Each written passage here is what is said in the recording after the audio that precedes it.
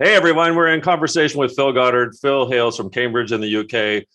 Phil might be my new best friend. I hope that's okay with you, Phil. And the reason being is that you may not know Phil, but I was tipped off about Phil in the year 2021.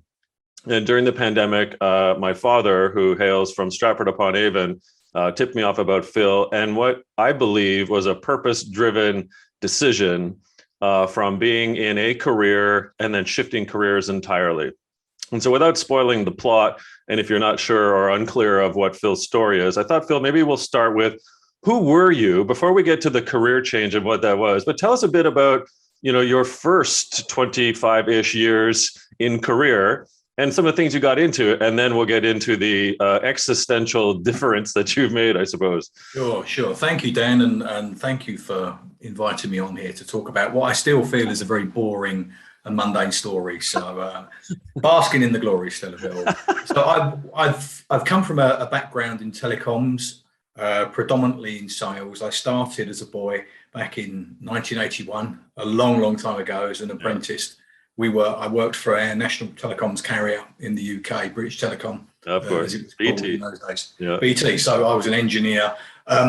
During that time, I moved up the food chain, so to speak, and became a pre-sales guy, and then moved into sales management, account management. So in my latter years in BT, I worked as a sales manager. So I led a team looking after multinational corporate clients in what was an industrial manufacturing sector.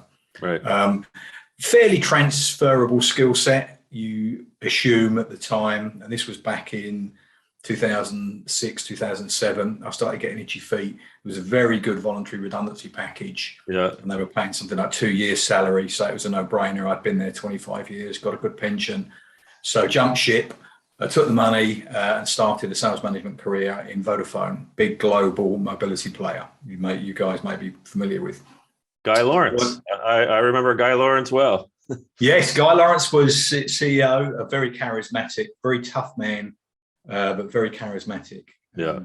And, so it was an exciting place to be. We worked in global enterprise at the time, it felt like, I guess, a startup, but it was a global account management beast. And it was a great place to be. Right. But as you get older, I found, certainly in telecoms and sales, the pace, the energy that's required, the demands on your social life, your work-life balance start to become quite a challenge.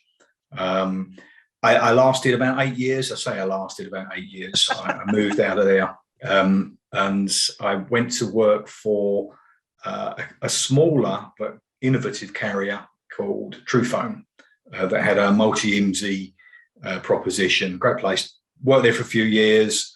Moved, followed my boss, which I'd worked for in previous lives in BT and Vodafone and the like, and spent some time in the construction industry, again in the sales management role.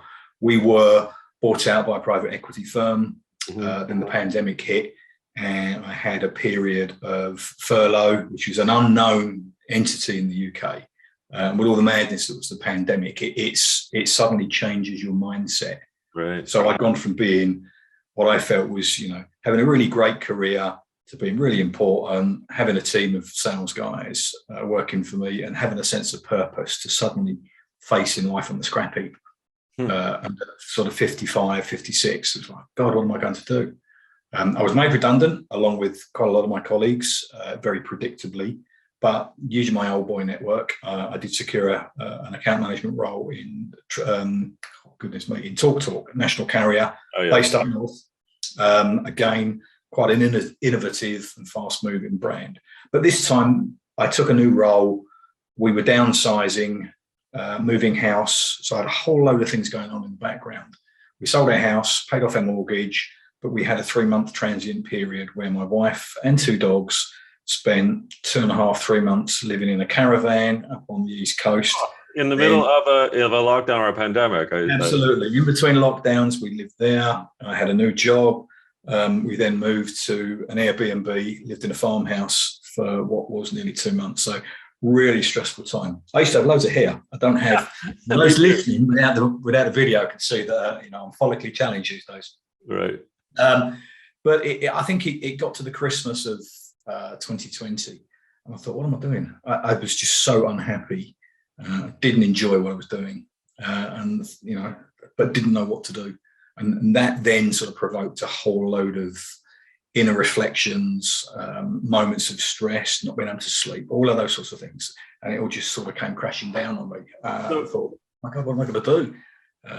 So we're into 2021. And before we do that shift and really get into that, when you're doing some of that reflection, thinking ahead, ultimately, and perhaps ostensibly, you've got to look behind at your past. So were you also looking at the sort of the roles at BT, at Vodafone? Were you looking at some of the other bits of your career and said, wow, I really like that, or I really dislike that. Why did I stay there? Or why did I put up with that? Or wow, that was amazing. Like, did you do that sort of 25-ish year, right, reflection backwards? Absolutely. I think as life goes on, your tolerance to suffer falls diminishes, I found from personal experience.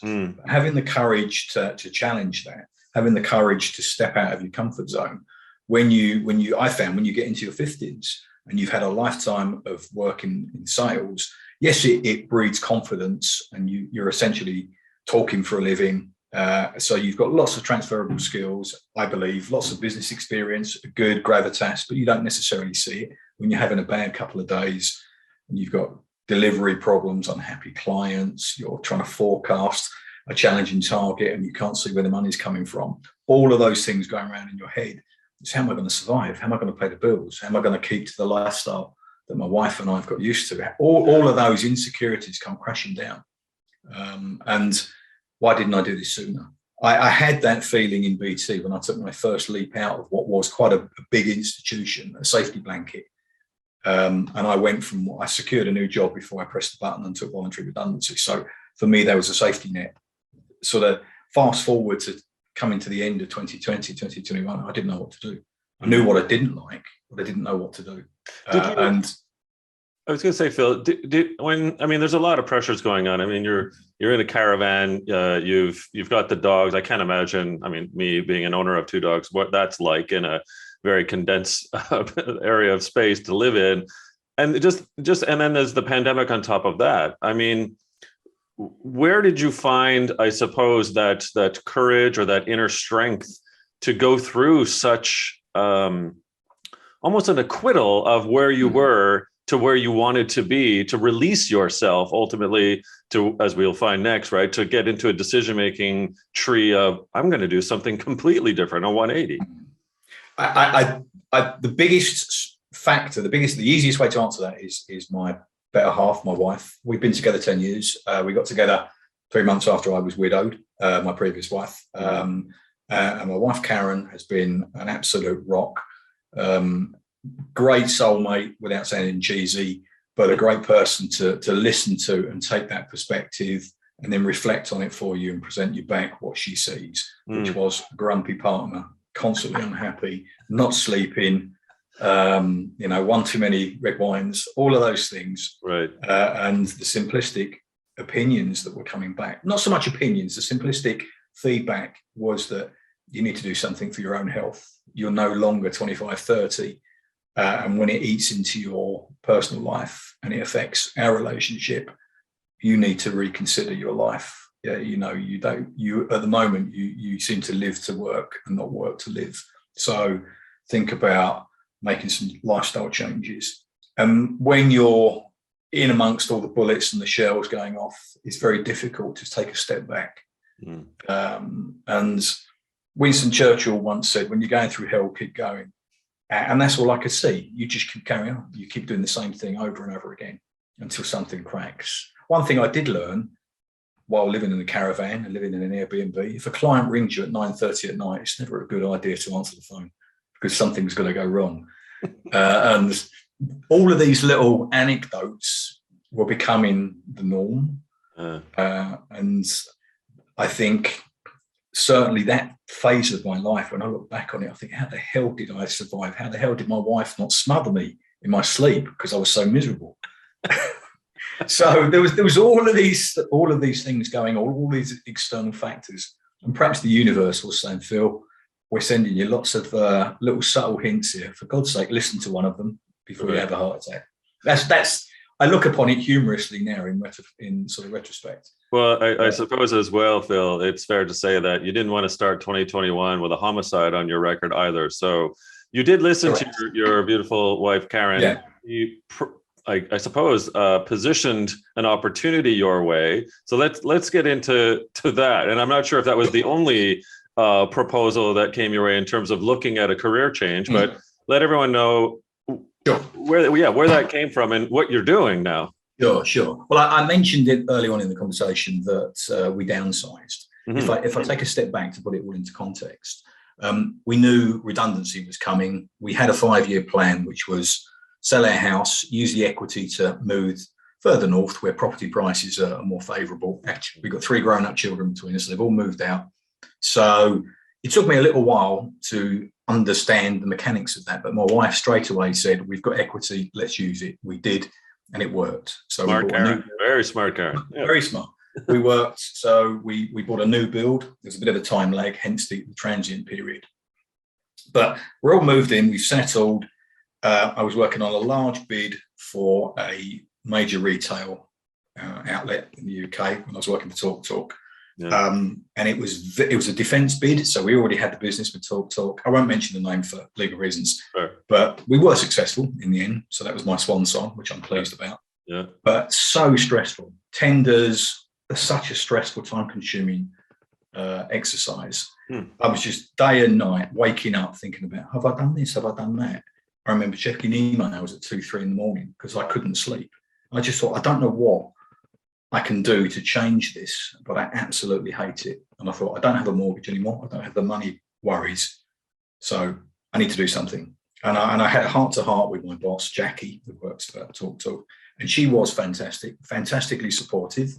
And I made a real easy decision, I think, in hindsight, that I just didn't want to do the job anymore. So I resigned. I had to work 3 months' notice, but I had an exit strategy. And suddenly, having admitted to myself that I was unhappy, having discussed it with my boss and said, I need to step away from here. I'm just not happy here anymore. I felt 2 feet taller. And suddenly I could start to spend time thinking about me and what the hell I was going to do with the rest of my life. Yes, we had a financial advantage, so that gave me a cushion. Not everyone has that, I appreciate. Yeah. But it was a chance. We were sitting, my wife and I sitting there watching TV, and she was looking through the PC and said, Royal Mail are recruiting. Why don't you apply for a job as a postman? And by chance and subconsciously, I remembered we've got friends that the guys, and Gary works 50 miles away from me, but he did this move, took a job as a postman, stepped out of a very stressful career in the city of London 5-6 years ago and loves it. Paid peanuts, but it's quality of life. Yeah. So I applied for the job, gave it no more thought, got an interview within a week, had to do some online situational based common sense questions, road awareness, safety awareness, things like that. Right. And got an interview. And the interview I went through was nothing I'd ever done in the corporate world. Oh. Very informal, very competency based, but very informal. And I was offered the job. I was like, oh my God, what have I done? Careful what you wish for, I think Confucius said. So, and 7 months on, I'm still there, 10 pounds lighter. Blood pressure hasn't gone up, so that's good. So, and it really was a random advert that we'd seen, but perhaps there were some subconscious indicators that this is something you could do. As I said, I've taught for a living for God knows how many years. So what do postmen do? Postmen chat. They talk rubbish. They make small talk to people. And I've been locked in, and I hadn't spoken to anybody for like 2 years because of the pandemic. I was a caged animal, Don. You've got your own route, and you're doing stand-up as you're doing the route. Well, absolutely. So technically, I'm a reserve. So you get as a reserve postman in the UK, you cover other roles. But I've been fortunate in that I've had some stability of roles, and I have got to know some people in there. I even got Christmas tips this year as well. Oh God! Yeah, I hadn't had Christmas tips since I was like a paper boy when I was like 12. So, suddenly life's changed. and I don't know how it works in Canada, but the postmen all wear shorts over here, regardless of the weather. That lasted up till about November. I was not brave enough to do it when it's windy and wet and horrible. But well, I do love your elastic band tip, so I'll be using yes, yeah. I live in Victoria, so it's basically England's weather. So one of the things I learned when I did my MBA, one of my strategy props, I'll never forget the line, and this is, circa 20, 25 years ago now for me.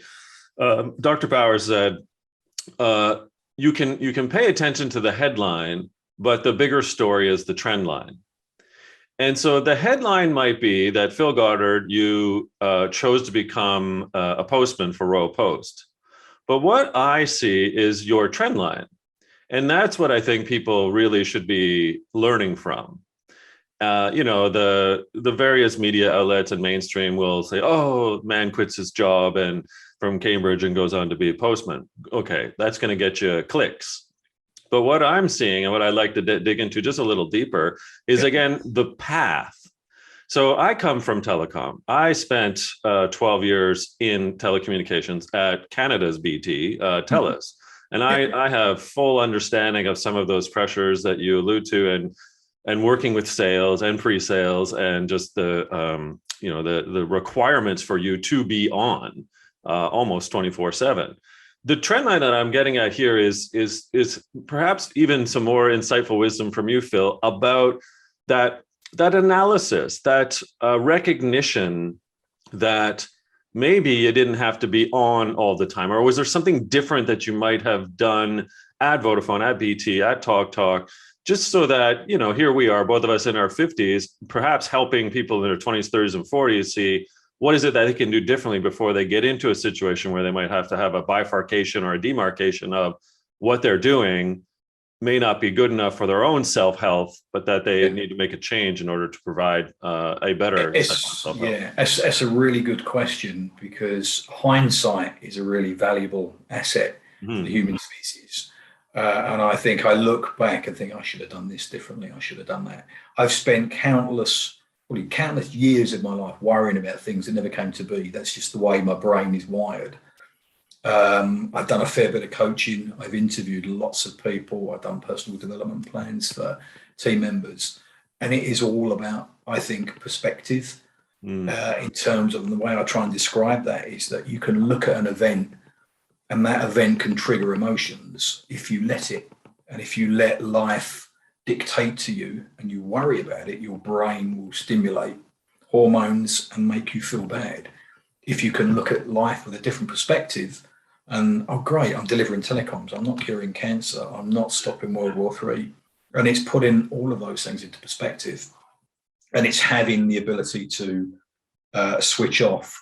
Now, the cruel irony is that my wife took on a promotion earlier this year. She works in public health. She's got a business support team that provide a lot of pre-COVID support to the local government.